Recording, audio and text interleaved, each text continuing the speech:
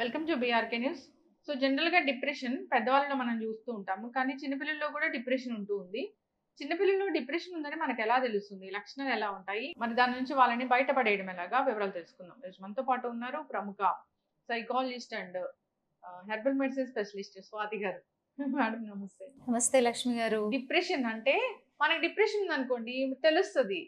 ఎలా తెలుస్తుంది లక్ష్మి గారు? అంటే యాక్టివ్ మీరు గా కూడా ఉండము, ఏదో మూడ్ ఆఫ్ లో ఉంటాము, దాని గురించి ఎక్కువ ఆలోచిస్తూ ఉంటాము, ముఖ కవళికలు తెలుస్తూ ఉంటాయి ఎక్కువగా కాలము ఇలాగా. కానీ చిన్న పిల్లల్లో డిప్రెషన్, ఇప్పుడు పెద్దవాళ్ళకి డిప్రెషన్ వచ్చిందంటే రకరకాల కారణాలు అయి ఉండొచ్చు. అవును, వాళ్ళకి ఏదో హోప్స్ ఉండొచ్చు, గోల్స్ ఉండొచ్చు, అట్లా ఇట్లా ఇట్లా. చిన్న పిల్లల్లో డిప్రెషన్ అది ఎందుకు? బాగుందండి ఇలా మాట్లాడుకోవడం. మనం అస్సలు బాలేదు. మనం చిన్న పిల్లలు అని అంటే బేసిక్ గా ఫ్యామిలీస్ లో మనం అందరం ఎలా చూస్తాం తెలుసా? ఒక ఇంట్లో చిన్న పిల్లలు ఉన్నారంటే ఫస్ట్ ఆ ఇంట్లో ఒక బ్రైట్నెస్ వచ్చేస్తుంది. పెద్దవాళ్ళు పొద్దున్న వెళ్ళిపోతారండి పనికి, ఈవినింగ్ ఎప్పుడో వస్తారు.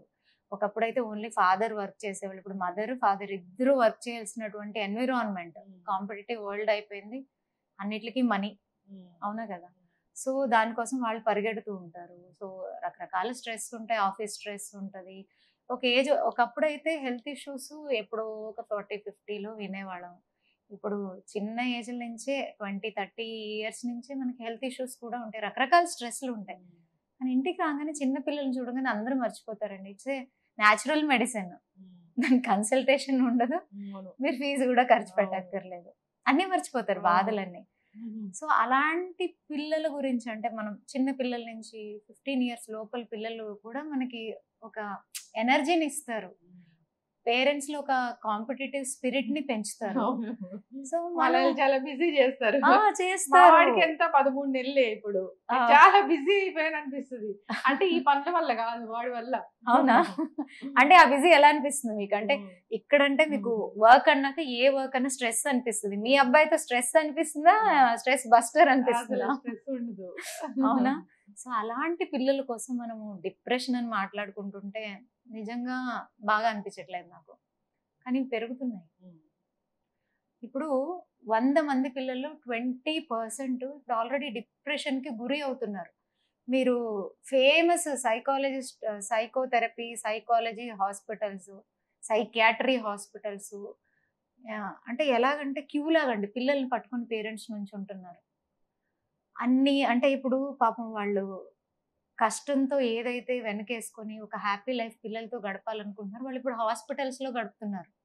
ఏ మూమెంట్లో పిల్లలు ఎలా బిహేవ్ చేస్తున్నారు, దేనికి ఎలాగ డిప్రెస్డ్ అయిపోతున్నారు, అమ్మో వాళ్ళు నెక్స్ట్ మూమెంట్ వాళ్ళని పక్కకు వదిలితే ఏమైపోతారు, ఏం చేసుకుంటారు అనే భయంతో రోజులు వెళ్తున్నాయి. అలాంటి రోజులు వచ్చేసాయి. ఎందుకు, దీనికి కారణం ఏంటి అనేది చాలా అవసరం. ఉన్న సిచ్యుయేషన్ అయితే సరిచేయాల్సిందే. సరిచేయకపోతే వీళ్ళు 20% ఉంది, రేపు 30%, 40. ఇంట్లో మీకున్న 4 పిల్లల్లో 2 పిల్లలు డిప్రెషన్తో ఉన్నారు అని తెలిస్తే, అంటే వాళ్ళ లైఫ్ ఎలాగో చెప్పలేని పరిస్థితిలో ఉంది. మరి మనం మిగిలిన వాళ్ళ ఆ హ్యాపీ మూమెంట్స్ని ఎంజాయ్ చేయగలరా? ఫ్యామిలీతో కుదురుతుందా? లేదు కదా.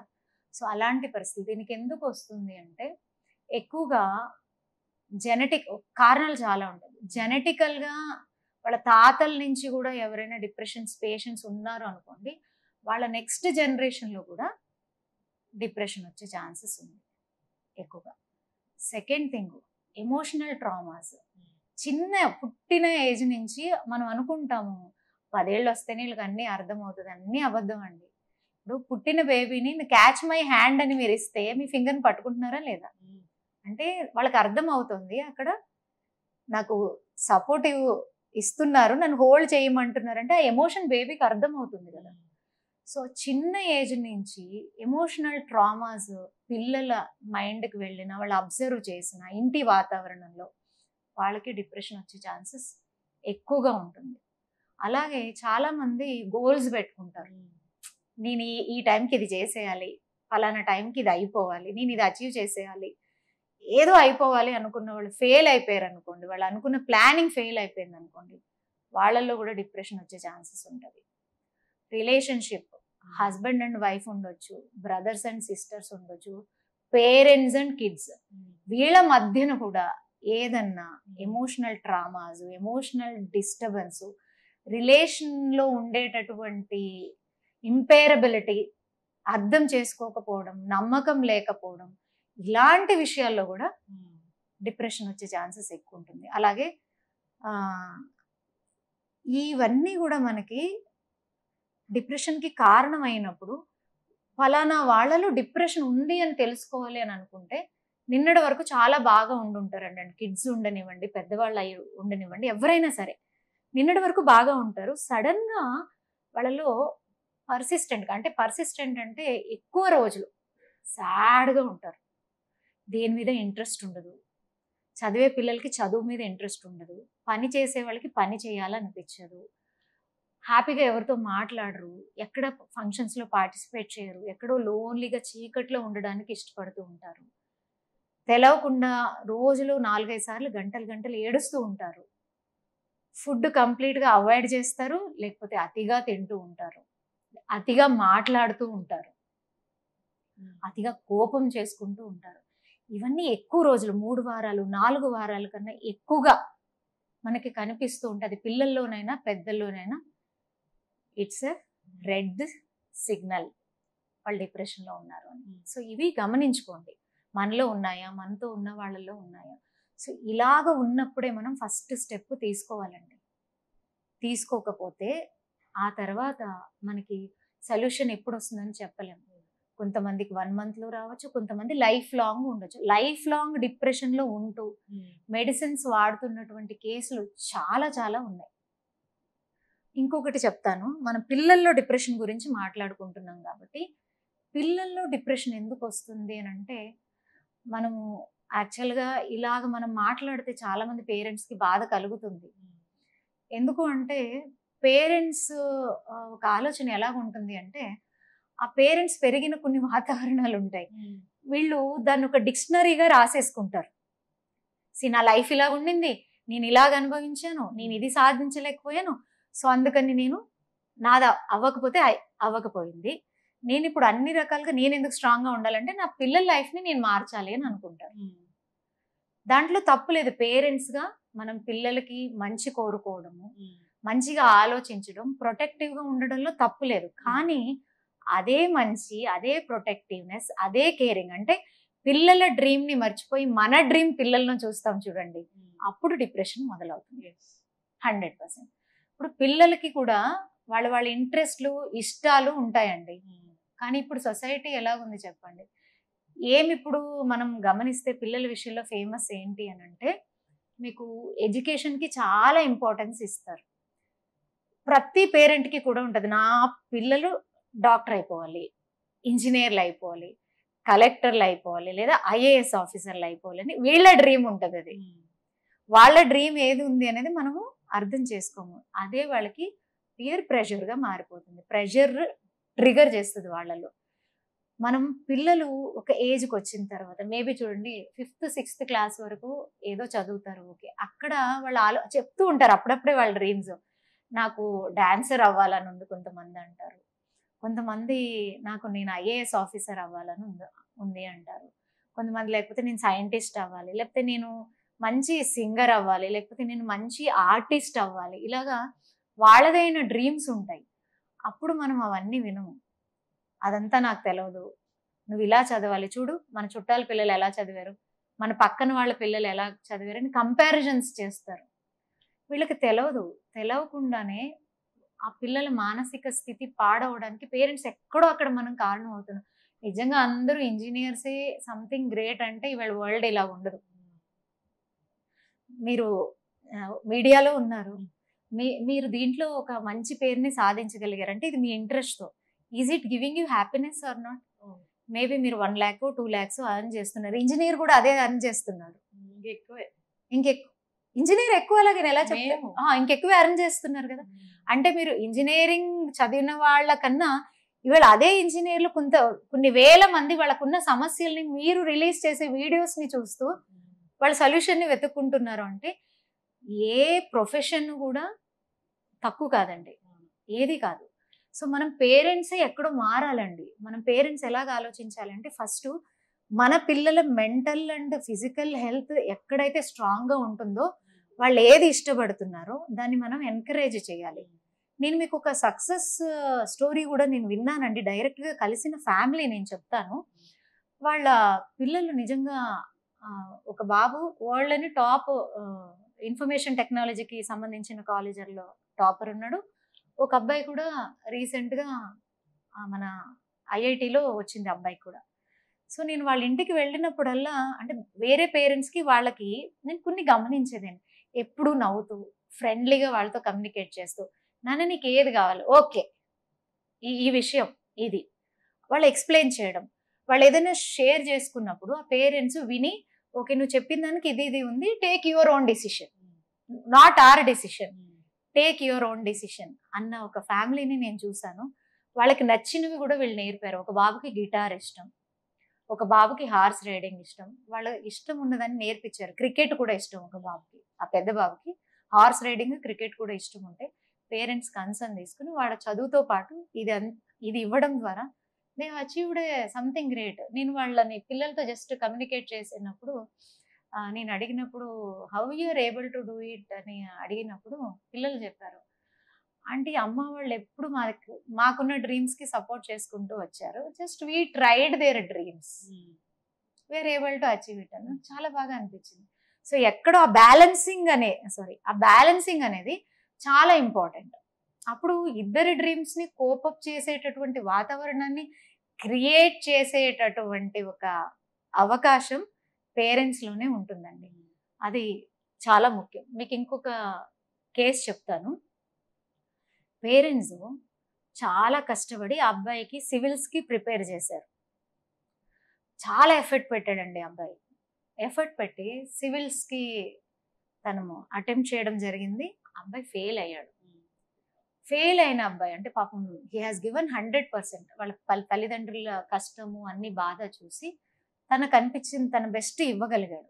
ఇచ్చిన తర్వాత ఫెయిల్ అయిన తర్వాత అబ్బాయి ఇంటికి వచ్చినప్పుడు, మా కర్మరా, ఏ జన్మలో పాపం చేసుకున్నామో, మా డ్రీమ్స్ అన్ని వదులుకొని నీ కోసమే రూపాయి దాచి నిన్నింత కష్టపడి నేను ముందుకు తీసుకెళ్తే నువ్వు మాకు ఇచ్చేది ఇదేనా? నీ గురించి ఆల్రెడీ చుట్టాలు అందరిలో నువ్వు ఫేమస్ అయిపోయావు. ఈ వే కమ్యూనికేట్ చేసే పేరెంట్స్ కూడా ఉంటారు, అందరూ ఉండరు అలాగా. అంటే వాళ్ళు తెలిసి చేస్తారో తెలియక చేస్తారో, ఆలోచించి చేస్తారో ఆ పేరెంట్స్ కూడా ఎంతో అప్ అండ్ డౌన్ చేసి ఉంటారు కదా, ఎన్నో వాళ్ళు కూడా చేయలేని అవకాశాలు ఉంటాయి కదా. సో ఏదో ఒక కారణాల వల్ల వాళ్ళు కూడా అలా బిహేవ్ చేస్తారు. ఇక్కడ మనం ఓన్లీ బిహేవియర్ గురించి మాట్లాడుకుంటున్నాం, ఒక బిహేవియర్ ఎంత ఎఫెక్ట్ చేస్తుంది అని. సో అబ్బాయి కమిట్ చేసేసుకున్నాడు. మీరు అలాంటి పిల్లలు షేర్ చేసుకుంటారండి అలాంటి సిచ్యుయేషన్ వచ్చినప్పుడు. అలాంటి టైంలో మనము కాపాడుకోలేకపోతే డిప్రెషన్లో కన్నా వెళ్ళిపోతారు, ఇలాగన్నా వెళ్ళిపోతారు. నేను మా చిన్నప్పుడు నా కళ్ళారా చూసి జరిగిన ఒక సిచ్యుయేషన్ చెప్తానండి మీకు. మా ఇంటి ఎదురుగుండానే ఉండేవాళ్ళు. ఆ అబ్బాయి వాళ్ళ అమ్మమ్మ గారి ఇంటికి చదువుకోవడానికి వచ్చాడు. ఎందుకంటే వాళ్ళ ఊర్లో హయ్యర్ ఎడ్యుకేషన్ ఫెసిలిటీస్ కాలేజెస్ అవి లేక వాళ్ళ ఊర్లో వాళ్ళు బాగా కోటీశ్వర్లు, రిచ్ వాళ్ళు. ఏంటంటే ఆ ఊర్లో ఒక పెద్దవాళ్ళు ఒక చాలా గుర్తింపు ఉంది. ఉంటే ఆ అబ్బాయికి స్టడీస్ ఇష్టం లేదు. ఆ అబ్బాయి వేరే ఏదన్నా నేర్చుకుందాం అంటే ఇలా మొత్తం కజిన్స్ అందరూ కూర్చుని వాడిని మోటివేట్, అలా కాదు నాన్న, మన ఊర్లో ఒక డాక్టర్ కావాలి, అలాంటిది నువ్వు మన ఇంటి నుంచి అవ్వాలి, నువ్వే డాక్టర్ అవ్వాలి, నువ్వు ఎలాగన్నా చేయగలవు అని ఫోర్స్ చేసి అబ్బాయిని ఎలాగా పడితే ఎలాగా ఇన్ఫ్లుయెన్స్ చేసి వాళ్ళ అమ్మమ్మ గారి ఇంటికి పంపించారు. మా ఇంటి ఎదురుగుండానే, నేను అప్పుడు 6th or 7th ఉండేదాన్ని, మా చిన్న తమ్ముడితో ఆడుకోవడానికి వచ్చేవాడు అబ్బాయి. అయితే అబ్బాయి ఇంటర్ వరకు అక్కడే చదువుకుంటూ ఉన్నాడు. ఆ ఇంటర్లో ఉన్నప్పుడు అబ్బాయి ఒకరోజు మా వీళ్ళిద్దరు మంచి ఫ్రెండ్స్ కాబట్టి, చూడండి ఇలాంటివి మనం జాగ్రత్తగా గమనించుకోవాలి. ఇలాంటి అవకాశాలు వచ్చినప్పుడు మనం ఒక వేకప్ కాల్గా మారాలి, వాళ్ళకి సపోర్ట్గా మారాలి. ఇలాంటి సిచ్యుయేషన్స్ చాలా మందికి జరుగుంటాయి. అట్లీస్ట్ ఇక్కడి నుంచి అన్నా మనం కొంచెం ఇవన్నీ గమనించుకోవాలి అనే ఒక ఆలోచన, చిన్న మెసేజ్ ఇవ్వాలనిపించింది. సో అబ్బాయి మా తమ్ముడి దగ్గరికి వచ్చి, ఒరే నేను చదవలేకపోతున్నాను, నేను ప్రయత్నిస్తున్నాను, నేను ఎంత కూర్చొని చదువుదామన్నా అది నాకు తలలోకి వెళ్ళట్లేదు, నేను కూర్చుని చదవడం కూడా మా అమ్మా నాన్న అందరూ గుర్తొస్తున్నారు, వాళ్ళు నన్ను పంపించే విధానం గుర్తొస్తుంది, రేపు నేను సాధించలేకపోతే ఆ ఫెయిల్యూర్ అయ్యి నేను తల ఎత్తుకుని మా ఊరు వెళ్ళలేనురా, నీకు ఒక విషయం చెప్పాలరా, దీని నుంచి నేను బయటపడడానికి వాళ్ళు ఎవరికి తెలవకుండా డ్రింక్స్ కూడా స్టార్ట్ చేశాను, నాకేం చేయాలో అర్థం కావట్లేదురా అని మా చిన్న తమ్ముడి దగ్గరే షేర్ చేశాడంట. చేస్తే మా చిన్న తమ్ముడు చెప్పాడంట, ఒరే నీ ఆలోచన ఇలా పెట్టుకోవద్దు, నువ్వు ఇలాంటి వాటికి వెళ్ళొద్దు, బెంగపడకు, ఏమైనా సపోర్ట్ కావాలి, వీడు బాగా చదువుకునేవాడు, నేను సపోర్ట్ చేస్తాను, ఇవన్నీ మనసుకి పెట్టుకోకు, అవసరమైతే నువ్వు అంకుల్ని కూర్చోబెట్టి నా పరిస్థితి ఇలా ఉంది అని చెప్పు, అన్ని దారులు వస్తాయిరా, లేదంటే ఏదైనా కోచింగ్ తీసుకుంది కానీ కౌన్సిలింగ్ తీసుకుంది కానీ నేను కూడా కావాలంటే సపోర్ట్గా వచ్చి నేను మీ పేరెంట్స్తో మాట్లాడతాను అని చెప్పాడంట. ఆ 2-3 days వాడు డల్గా ఉన్న, వీడికి అయినంత వీడితో పాటు ఇంకా ఫ్రెండ్స్ ఉంటారు, అందరూ పాపం పాజిటివ్గానే చెప్పారు. ఇది జరిగిన 1 weekకి అబ్బాయి నాకు అప్పుడే చూడండి మెడిసిన్స్ గురించి నేను కూడా అప్పుడంతా ఏంటది, ఏం తీసుకున్నాడు, ఏం జరిగిందని మెటాసిడ్ అనే ఒక మెడిసిన్ తీసుకుని అబ్బాయి కమిట్ చేసుకున్నాడు, చనిపోయాడు పాయిజన్ తీసుకుని. వాళ్ళ ఫ్యామిలీ అంతా రప్చర్. వాళ్ళు నిజంగానే చాలా మంచి ఫ్యామిలీ అండి, ఎంతో ఆదర్శంగా ఉండేవాళ్ళు, లేని వాళ్ళ పిల్లల్ని ఎంతోమందిని చదివించిన ఫ్యామిలీ వాళ్ళది. అంటే నేబర్స్ కాబట్టి అవన్నీ అబ్జర్వ్ చేస్తాం కదా, చాలా మంచి వాళ్ళు, చాలా స్పిరిచువల్ ఉండేవాళ్ళు. ఇంకా అబ్బాయి చనిపోయిన తర్వాత ఫ్యామిలీ కొలాప్స్ అయిపోయారండి. ఆ అబ్బాయి పాయిజన్ తీసుకుని ఇంకా చనిపోయే స్టేజ్లో ఉన్నప్పుడు మేమందరం వెళ్ళాం, నేను కూడా వెళ్ళి హాస్పిటల్లో అబ్బాయి పరిస్థితి చూశాను. ఆ అబ్బాయి అప్పుడు ఆ మూమెంట్లో చనిపోయాడు, కానీ నేను నన్ను స్వాతి అక్క అని పిలిచేవాడు. ఆ అబ్బాయి చెప్పాడు, అక్క నేను బాగా అయిపోవాలి, నేను బాగా అవుతానా, నేను బ్రతుకుతానా, అంటే అలాంటి సిచ్యుయేషన్ నేను ఆ ఏజ్లో చూశాను. ఆ స్కూల్ పిల్లలందరినీ పిలిచి ఆ అబ్బాయిని పోస్ట్ మార్టంని చూపించారు. ఎందుకు పిలిచారు అంటే, ఇలాంటి తప్పు మీరు ఎవరూ చేయకండి, ఎంత భయంకరమైన అబ్బాయి చనిపోయిన రోజు మర్చిపోతామండి, వారం రోజులకు 10 రోజులకు ఫ్రెండ్స్ లాంటి వాళ్ళు మర్చిపోతారు, కానీ పేరెంట్స్కి ఫ్యామిలీకి ఎంత పెయిన్ అండి. ఆ టైంలో అబ్బాయిని కనుక తెలుసుకొని హ్యాండిల్ చేయగలిగి ఉండుంటే, అబ్బాయి షేర్ చేసుకోలేకపోయాడు, ఫ్యామిలీ మెంబర్స్ తెలుసుకోలేకపోయారు. అందుకనే అబ్జర్వేషన్ అనేది చాలా చాలా ఇంపార్టెంట్. ఆ టైంలో అబ్బాయి డిప్రెషన్కి గురి అయ్యాడు. అక్కడ కనుక ఇంకొంచెం ఏదన్నా అబ్బాయిని కాపాడుకొని ఉండున్నా, ఒక్కొక్కసారి నేను మా తమ్ముడు అనుకుంటూ ఉంటాం, అరే మనమన్నా వెళ్ళి అంకుల్తో చెప్పుండుంటే, అబ్బాయి ఇష్టపడలేదు ఫ్యామిలీతో షేర్ చేసుకోవడం, మా తమ్ముడి దగ్గర వద్దురా నువ్వేం చెప్పొద్దు అనే పరిస్థితికి వీడు వెళ్ళలేదు, కానీ ఎల్లుండుంటే అబ్బాయి బతికేవాడేమో. అట్లీస్ట్ ఇలాగా తెలియని సిచ్యుయేషన్స్ ఎన్నో జరుగుతాయి. సో డిప్రెషన్లో తెలవకుండా కమిట్ చేసేసుకుంటున్నారు. సో వీటికి మందు ఒకటే, ఫ్యామిలీ అబ్జర్వ్ చేస్తూ ఉండాలి. పిల్లలకి కొంచెం మైండ్ నుంచి స్ట్రాంగ్గా ఉండేటటువంటి విషయాల్లో హాలిడేస్ ఉన్నప్పుడు అలాంటి వాటిలో చేర్పించాలి. ఎంత ఖర్చు పెడతారండి. మా పిల్లోడికి పలానా కార్ ఇష్టం అని కారు కొనిపించే పేరెంట్స్ ఉన్నారు, లెక్కలు చూడకుండా. పలానా హోటల్కి వెళ్ళి తినిపించాలి, వాడికి ఇష్టం అంటే ఆ డబ్బులు స్పెండ్ చేసేటటువంటి వాళ్ళు ఉన్నారు. వాడికి పలానాది ఇష్టం అంటే దానికి ఎంత నరకమైన అనుభవించి దాన్ని వాళ్ళకి తెచ్చిచ్చే పేరెంట్స్ చాలా మంది ఉన్నారు. వాటికి పెట్టే బదులు అట్లీస్ట్ వాళ్ళకి హాలిడేస్ ఉన్న టైంలో వాళ్ళని మైండ్ని స్ట్రెంగ్త్ చేసేది, వాళ్ళు పాజిటివ్గా ఆలోచించేటటువంటి ప్రోగ్రామ్స్ సెషన్స్లో పిల్లల్ని పేరెంట్స్ ఎంకరేజ్ చేస్తే ఇలాంటివి మనం చాలా వరకు అవ్వకుండా చూసుకోగలుగుతాం. So depression is very dangerous. మనం తెలుసుకొని దానికి కావాల్సినటువంటి సైకో థెరపీస్ ఉంటాయి, ఆ థెరపీ సెషన్స్కి, కౌన్సిలింగ్ సెషన్స్కి వాటికి తీసుకెళ్ళడం ద్వారా మన పిల్లలు మనం కాపాడుకోగలుగుతాం. ఈ డిప్రెషన్ అనేటటువంటి మహమ్మారి నుంచి మనం బయటకు తీసుకురావగలం. కరోనా కన్నా డేంజర్ అండి. కరోనా రోగంలాగా వచ్చి కొన్ని రోజులు మిమ్మల్ని ఇబ్బంది పెట్టి ఆ తర్వాత మనుషులు కొంతమంది చనిపోతున్నారేమో, కానీ డిప్రెషన్ వచ్చిన వాళ్ళలో 99% కేసెస్ లైఫ్కి థ్రెటనింగ్ కేసెస్ పెరిగిపోతున్నాయి. సో ఇది కొంచెం ఆలోచించాలి. చక్కగా చెప్పారు స్వాతి గారు. డిప్రెషన్ పెద్దవాళ్ళలో చూస్తుంటాము, కానీ చిన్నపిల్లల్లో వస్తుందంటే నిజంగా మాట్లాడుకోవడానికే బాధాకరంగా అనిపిస్తుంది. సో మనం ప్రెషర్ చేయకూడదు వాళ్ళని, అసలు ప్రెషర్స్ ఎలాంటివి పెట్టకూడదు. అంతేకాదు చదువే కాదు ఇంకా చాలా ఉన్నాయి. సో దేంట్లో వాళ్ళు బెస్ట్ అనిపిస్తే అటువైపు వెళ్ళనిస్తే మంచిది. చక్కగా చెప్పారండి. అందరూ కూడా పేరెంట్స్ ఆలోచించాలని కోరుతున్నాం. ధన్యవాదాలు.